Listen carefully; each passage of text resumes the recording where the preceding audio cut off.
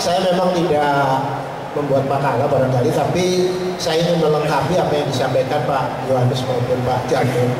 Jadi saya hanya akan bicara 3 hal. Yang pertama adalah potensi ya. Kenapa saya katakan potensi? Ya, potensi itu bisa besar, tapi bisa juga impoten, tergantung situasi. Kalau dalam obat itu tidak tergantung obatnya, itu tergantung musuhnya gitu ya Pak. Nah, sebagus-bagus obatnya kalau musuhnya nggak poten juga nggak jadi impoten juga. Ya. Yang kedua regulasi yang saya ini, karena masalah regulasi ini sangat, bagaimanapun farmasi adalah regulated commodity. Regulasi sangat berpengaruh. Nah yang ketiga adalah skenario. Skenario ini kita bisa positif atau good skenario, atau bisa juga negatif ya. Saya kira hanya 3 itu yang ingin saya sorotin. Yang pertama adalah masalah potensi. Kalau kita lihat potensi, saya kira tidak ada satupun pengamat termasuk anggota kita yang mengatakan bahwa Indonesia ini potensinya tidak besar ya. Apakah potensi menjadi realita? Nah, itu nanti waktu yang akan membuktikan. Pertama, penduduk kita besar. Bahkan kalau kita membaca IMS, Indonesia ini pada tahun 2016 diperkirakan menjadi 20 besar dunia Bapak. Ya. Itu luar biasa. Itu yang membuat orang tertarik. Indonesia masuk di emerging market. Artinya negara-negara di luar negara maju yang pertumbuhannya itu sangat tinggi ya. Bahkan di ASEAN itu Vietnam dan Indonesia termasuk yang primadona. Jadi potensi kita luar biasa. Ditambah lagi dengan BPJS ya. Terus terang mengenai BPJS ini saya barusan kemarin mendapatkan beberapa informasi. Saya melihat bahwa BPJS ini menurut saya aspek politiknya lebih besar daripada aspek teknikal atau pelayanan kesehatan. Kalau kita melihat sistem kesehatan di beberapa negara, saya katakan ada 4 mazhab ya, Pertama, apa yang disebut dengan free market. Nah, ini mungkin Indonesia sekarang, dan ini dipelopori oleh Amerika ya. Kemudian yang kedua yang kita sebut dengan National Health Insurance. Ini misalnya adalah Korea, Jepang, dan Taiwan. Itu adalah negara-negara yang menganut National Health Insurance. Kemudian yang ketiga adalah apa yang disebut dengan National Social Insurance. Nah, Indonesia ini sebetulnya maunya seperti ini. Kalau saya lihat undang-undangnya, ya. Nah, National Social Insurance ini kalau negara-negara yang sukses menerapkan itu adalah Perancis sama Jerman ya. Nah, yang totally itu adalah apa yang disebut dengan National Health System. Ini adalah dipelopori oleh Inggris dan Swedia. Saya kira 2 negara itu yang menerapkan National Health Systemnya itu sistem pembiayaannya sangat bagus, dan itu langsung dari pajak sehingga memang betul-betul istilahnya uangnya mencukupi gitu ya. Nah, kalau di kita ini persoalannya karena dipolitisir, tidak ada co-payment dan sebagainya, maunya ikut National Health System, tetapi uangnya tidak cukup dan iurannya sangat sedikit. Kapitasi dokter 7.000 ya toh, untuk 1.000 peserta, 100 saja yang sakit berobat ke dokter, termasuk obat, uang 7 juta itu habis, dokternya bangkrut gitu. Kemungkinan dokternya tidak pakai obat lagi, pakai jambi-jambi. Nah, kalau itu yang terjadi, Pak Yohanes, pasarnya nggak ada, SGP farmasi nggak bisa jualan. Jadi beralih dari obat ke aqua saja, dikasih doa sama dokternya udah sembuh. Nah, ini kalau terjadi ya, ini saya katakan.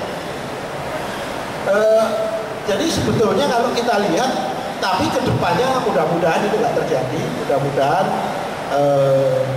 masyarakat Indonesia sehat semua, sehingga gotong royong istilahnya tidak di primary care tapi di secondary care, karena kayaknya kalau kita menganut sistem rujukan ini sebetulnya gatekeeper-nya itu memang seleksinya di klinik, tapi sebetulnya sesungguhnya pelayanannya ada di secondary, di rumah sakit. Nah, cilakanya lagi di rumah sakit ini, kalau saya ngomong sama orang askes, Pak, pelayanan askes untuk pegawai negeri tidak akan turun, bahkan kalau perlu bisa ditingkatkan.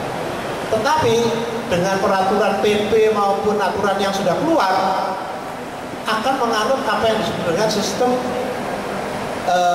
sebetulnya istilahnya kan disebut dengan DRG, ya. DRG itu adalah Diagnosis Related Group. Di Indonesia akan menjadi INA itu Indonesia CBGS, ya, Case Based Group. Sebetulnya ini istilah dari Malaysia, ya, karena kita konsultannya orang Malaysia, kita menggunakan nama INA CBGS, ya. Nah, ini artinya apa? Istilah saya, rumah sakit nanti berubah menjadi rumah makan. Gampangnya ini saya ngomong gampang. Karena apa? Rumah sakit itu nanti ada menu. Misalnya Pak Kendra sakit apa? Sakit katakanlah sakit impotensi, ya. Tetapi nggak masuk di nggak masuk. Misalnya sakit yang apa nggak tahu lah, X gitu ya, X ini tarifnya sekian. Jadi setiap kali kunjungan adalah sekian. Tetapi saya melihat ini punya dampak besar. Karena apa? Misalnya sakit-sakit yang kritikal, misalnya contoh adalah cancer, hemofili, ya, hepatitis, yang memang obatnya itu dari sononya sudah mahal. Nah, kalau itu dikasih tarif yang murah, seperti sekarang di Jamkesmas, rumah sakit akan bangkrut. Akhirnya rumah sakit pakai akal-akalan. Harusnya dia itu dikasih 1 minggu terapi, 1 hari aja suruh pulang, klaim di sana, besoknya datang lagi. Jadi akhirnya menjadi akal-akalan karena uangnya memang terlalu murah, ya. Harusnya yang namanya INA atau DRG tadi kalau di luar negeri itu usulan harus dari bawah, dari rumah sakit itu membuat apa yang disebut dengan terapi, kemudian terapinya itu standar terapinya apa, obatnya berapa, minum berapa, keluarlah angka itu. Tapi di sini sudah ditetapkan langsung dari atas, yang tarifnya itu bahkan bisa separuh daripada yang real. Nah, akibatnya apa? Karena obat ini di belakang, akhirnya barangkali terakhir kalau perlu ya tidak pakai obat gitu. Nah, kalau itu semua terjadi, nah makanya ini saya katakan, apakah kita berpikir skenario-nya itu adalah positif atau negatif, nanti itu disebutkan. Yang kedua, masalah regulasi. Tadi itu potensi tadi luar biasa. Tapi apakah dia menjadi realitas atau belum? Nah, itu nanti kita lihat. Regulasi di kita itu faktornya hanya satu, yaitu apa yang saya sebut dengan safety dan efikasi. Sudah tidak ada lain. Pokoknya menyangkut safety efikasi itu tidak ada tawar-menawar. Dan kita celakanya sudah menelan pil pahit yang mana namanya PICS, ya. Nah, pokoknya semua ya bahan baku harus menuruti ini itu ya, semuanya mahal, ya. India, China yang farmasinya besar tidak mau ikut, tapi kita kepingin ikut. Sudah 5 tahun yang lalu. Jepang, Korea baru tahun ini, ya. Dan peserta daripada PICS itu umumnya negara-negara kecil, kayak Singapura, Malaysia yang penduduknya sedikit. Tapi kita kepingin didikte itu, sehingga investasinya menjadi mahal. Seperti contoh perbandingan antara regulasi di India dan di Indonesia.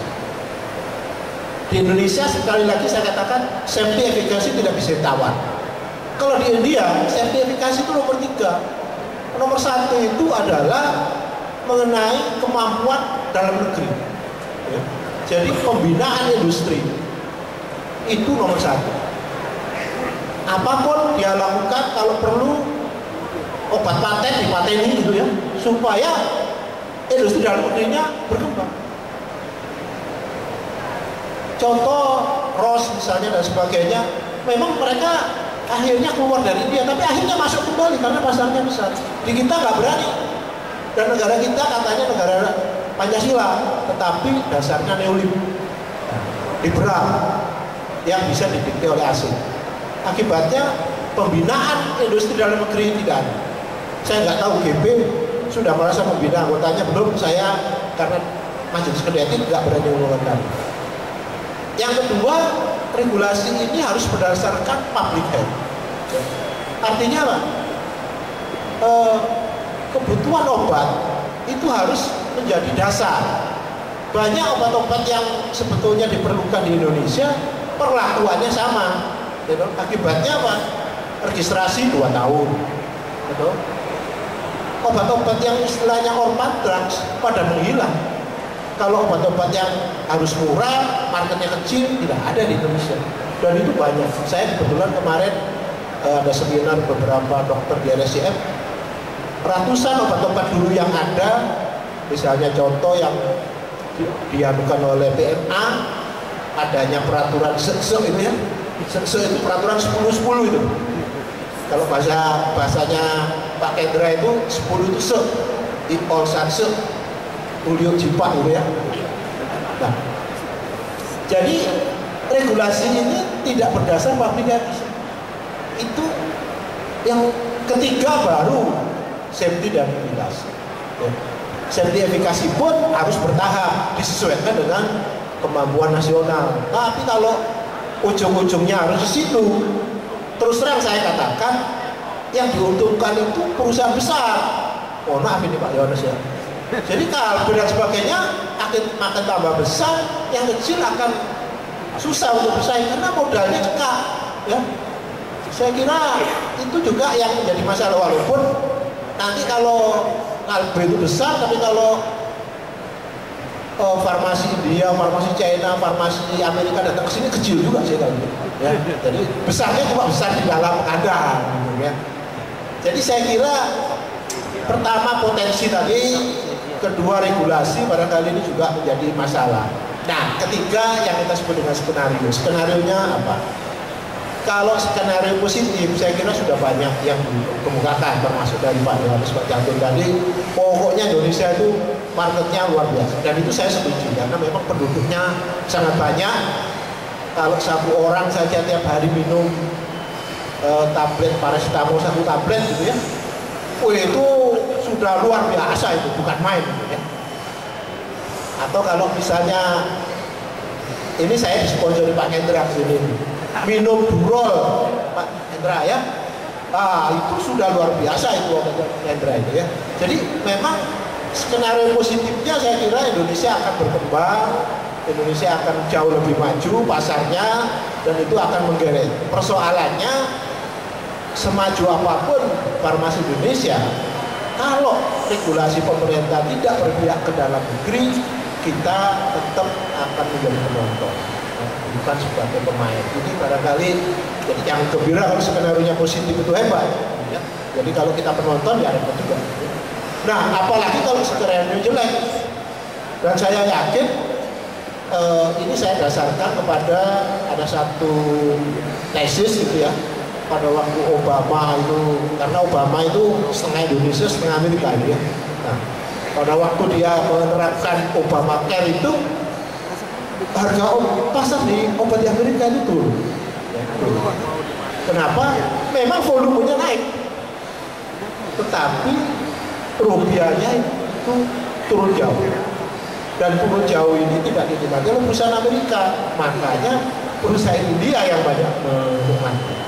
Sehingga terjadi hambatan-hambatan. Jadi masalah healthcare di Amerika itu ketua DPR-nya sampai menghambat anggaran dan sebagainya, itu kira-kira begitu.